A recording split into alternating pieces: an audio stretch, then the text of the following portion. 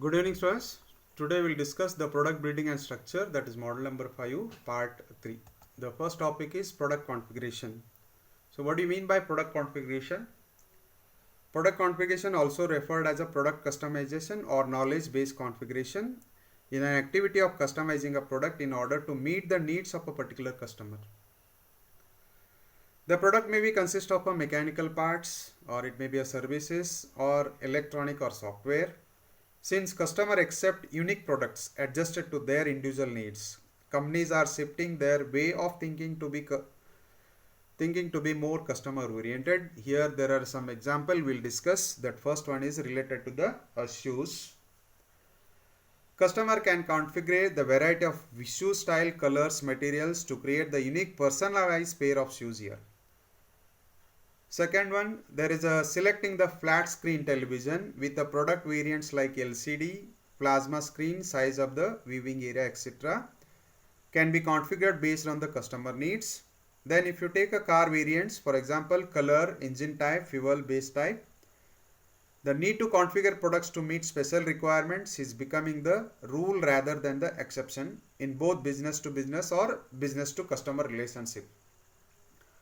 This is how so you can configure the product here. Okay, here there are some problems are there. To overcome those problems, how we can have a benefits of a product configuration. Because of this problems, so with the help of the product configuration, so we can have a benefits over here. So these are the time lost entering orders, errors and delays caused by poorly integrated information, the delay battle to balance speed and quality, the insufficient change management, no way to access critical product and industry knowledge. So these are the different problems because of you may have a delay, and by using this product configurator, so you can overcome these problems. So next you have a material master data. So what do you mean by this? Material master data, or you can call it as a material master or item master, contains a description of all materials that company procures, produces, stores or sell everything. So these are, you can call it as a different files over there. Then you can store a related information. You can store a related information with respect to that product.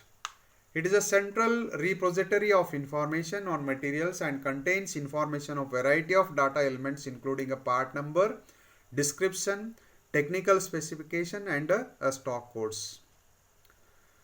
Material master is considered as the core functionality for any ERP. ERP is nothing but an enterprise resource planning system used in the distribution or manufacturing type of functions.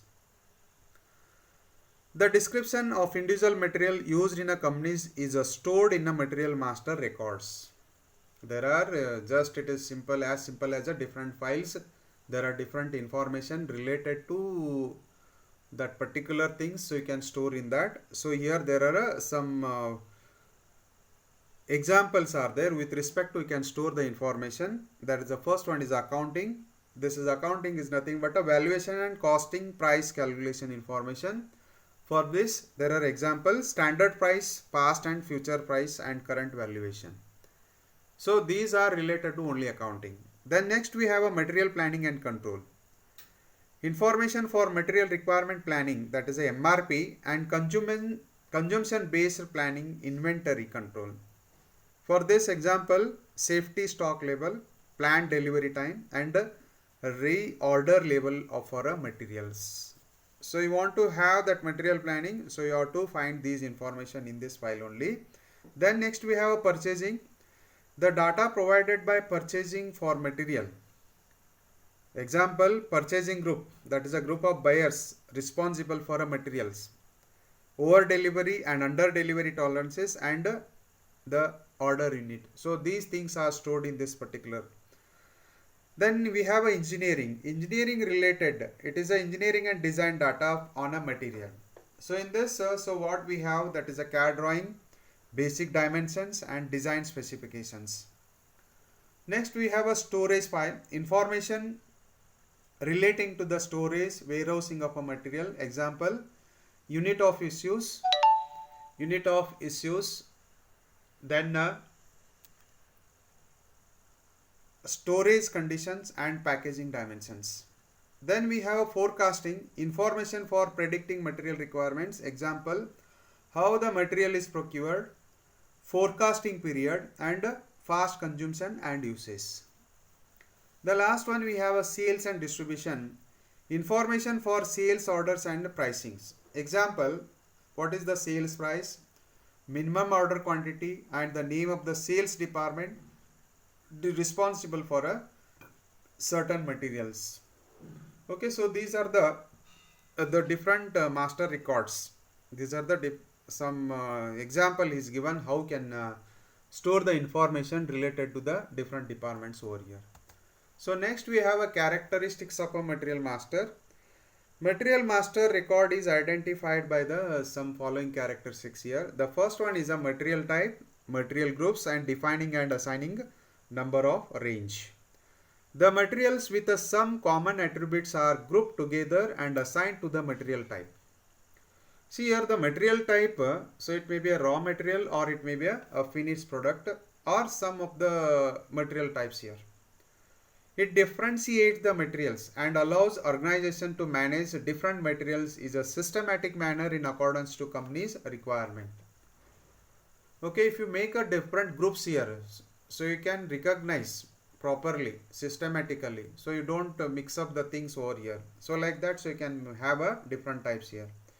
Then next we have material groups.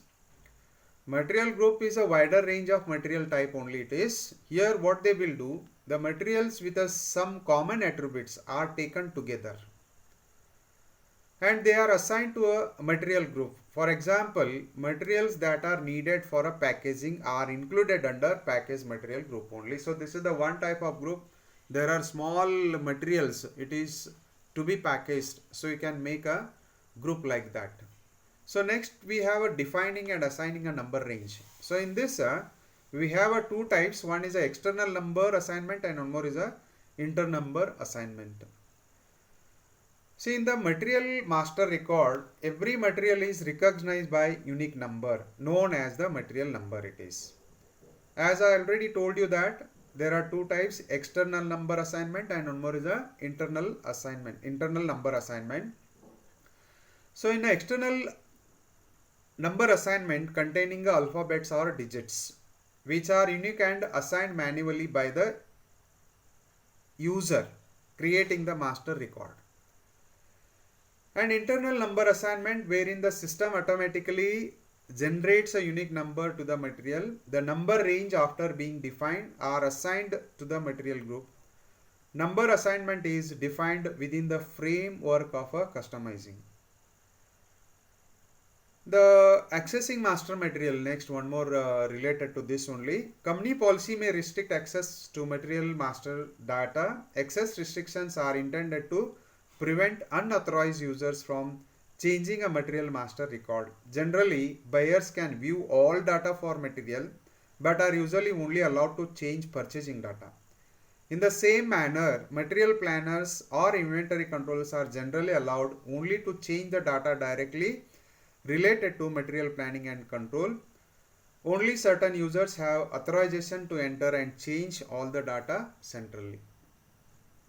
So these are the different characteristics of a material master. So next we have the product data description. A product data description is a marketing copy. It may be hard or it may be a soft copy generated by the company to provide the customers with a sufficient data information regarding the features and characteristics of the product in order to compel them to purchase the product with the confidence. The description can contain what it contains actually. In brief, there may be a write-up or photo, images or videos, animation in case of online web description, etc. By educating customers on the product's key benefits, unique value proposition and offering a solution to frustrating problem, product description can help get more sales, lower refund rates and build customer trust. So this what it says actually, so it will clear idea about your product. the brief write-up, the description, if you give about that product, and also some attractive photos or images. Okay, if it is online, if you are giving the product description, so it may we can use the videos or some animations over here. There are some few guidelines or steps involved in writing the product description. Okay, so there is a one particular steps if you follow, so automatically you can have a better description related to the product. What are those steps? The first one is define target audience groups. Not every target group can triggered with the same style and same content. Some of the key questions that need to be addressed in this regard include. See, what is this actually? Who are the buyers of the product and their needs? So these are the questions you put yourself automatically, so you can have that answers. Who are the buyers of the product and their needs? What explanation does the product require in order to improve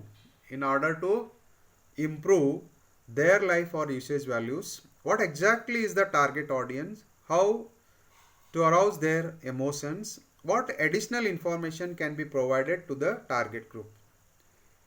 Suppose if you put question, so automatically so you can have that related solutions here. Such evaluations make it better to describe the content in detail so as to ensure the products seem valuable to them. Second one is optimize the product description. Customer hate reading stories about the product. Yes, of course, if you give the number of pages related to the product, so he may not interest to read that complete thing over here. Optimize the description with the creativity and specific keywords helps to convey the most important information in short and a sweet manner. Customers can quickly grasp the necessary information and make an instant decision whether the product is likely to benefit them or not. Additional description may be provided only if the product demands for. Okay, it is a simple thing, so you have to understand. If you write a story on the product, they may not accept it. Next, third one is focus on the product's attributes and the benefits.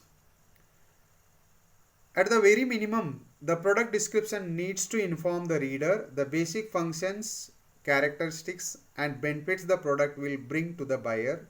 The description must ensure that the product has competitive and unique features that can improve the usage value of the product. It must also tell how the product can improve the buyer's lives. Next, use a simple and effective language for communication.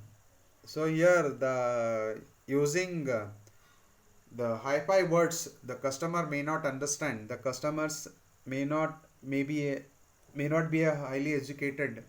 So here, so you have to take care. So you have to use the simple words to easy to understand. The product description must be simple and easy to understand. It must also include certain words and phrases that naturally evoke an emotional response in humans that can encourage them to purchase the product. The description can also be supplemented with the photos, feedbacks, slogans, celebrity models and the like that can pursue them to purchase the product. As already, so we view the TV, so like that, so we can have number of advertisement. So sometimes by looking that product and looking that their words, so automatically so will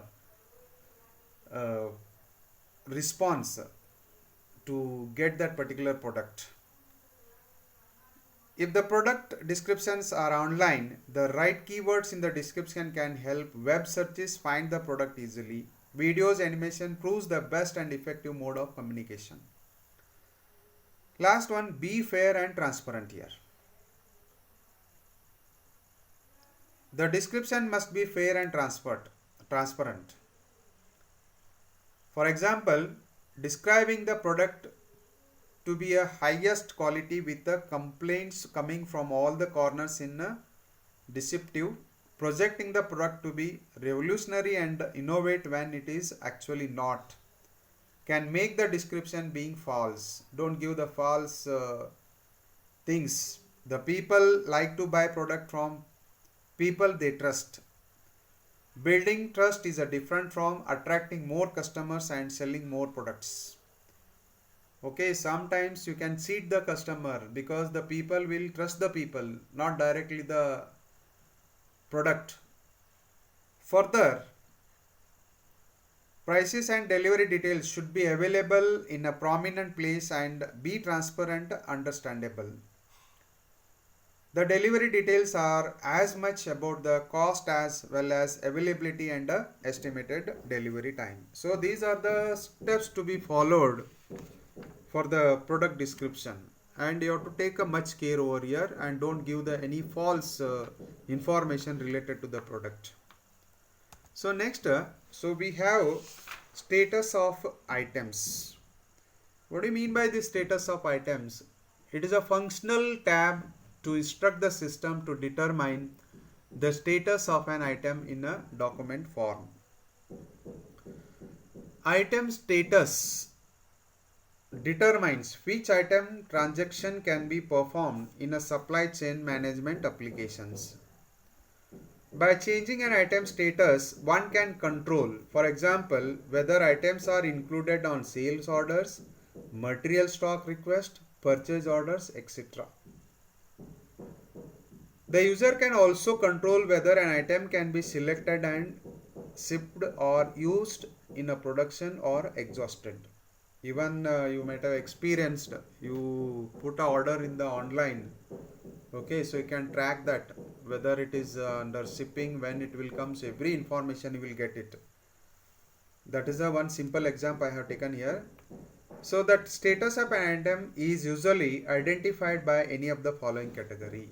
The first one is pre-delivery status. In this, the status indicated for items that have not yet delivered. Pre-delivery status. Here what we have again, the draft item is part of an order that has not been approved.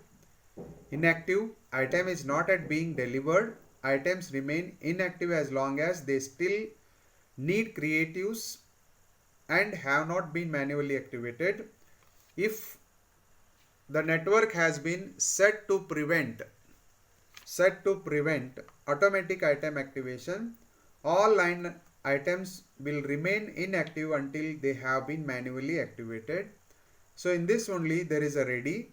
Items marked as a ready have been activated but have not started delivering. It can take up to an hour after activation for the status to change from ready to delivering. Then next we have the pending approval. Next we have a pending approval. Items requires approval from account administrator or concerned person for delivery. So it is to be approved. Then disapproved. Item has been disapproved by account administrator or concerned person. Expected to under deliver. Item is predicted to under deliver, insufficient inventory or not enough available impressions is the primary reason for under delivery of an item. So these points are related to the pre-delivery status. So next we have one more category, that is the status after delivery being initiated. The status indicated for items that have been started delivering. Delivering item is serving add impressions, then completed, items end date has been reached and the item has been stopped delivering. Next is a paused. Delivery has been paused. Resume item to continue add delivery. To be resumed, the item must have at least one creative assigned. Next you have the delivery extended. Item is fast its end date and is delivering as fast as possible to meet its goals within the specified extension windows. The forecasting system consider items with this status to be complete so that on cannot begin a forecast on them. So this is the second category. And the third one we have the status for non-delivering items. The status indicated for items not delivered or have stopped delivering. So related to this, what the first one is the inventory released. The item has been paused or cancelled and its inventory is now available for other items to book. In some situations, this status may appear for items that had not been previously reserved. However, in this case, there is an indication that the item is not reserving any inventory. And next one is archived. Item is not delivering and has been removed from the active list. So these are the status of items. So immediately so you can understand. So what is the status of the delivery? They have made a different categories here. In that different category, again there are different types of category you can have here. The last topic for this model, the life cycle of individual items. The life cycle of product with a multi-component design is different from the life cycle of individual components or items. Each item has its own life cycle because not all items will be produced in the same stage. You understand it clearly? Life cycle of a product with a multi-component in the same organization, they are different from the life cycle of individual components. They are having their own life cycle because every item, so it is not produced in the same stage. For example, if the design related to a particular item moves into a production, another item might still be in a prototype development stage or still being in the revision stage. Since every component undergoes a series of revisions before it is prototyped and produced. You know that the design process, it is a iterative procedure. Some product may click early and some product may go back. So because of that, the life cycle of that individual product, it is entirely different here. The data related to every such revision must be uploaded and made available to every user involved in the product development cycle. The revision therefore reflect the progress of the item as it undergoes changes.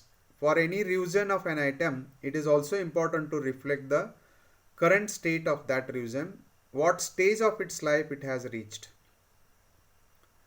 This status is referred as a item revision's life cycle. Each point in the item revision life cycle is referred to as a state. For example, in production, when item revision changes state, it is referred to as a transition, which can only be another state. Life cycle definition based on the advanced management style supports states that are being clustered into stages.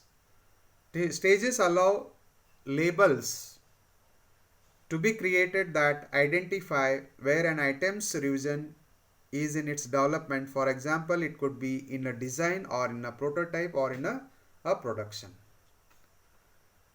So I conclude with this last topic. So if you have any clarification, so you can feel free to contact. Thank you.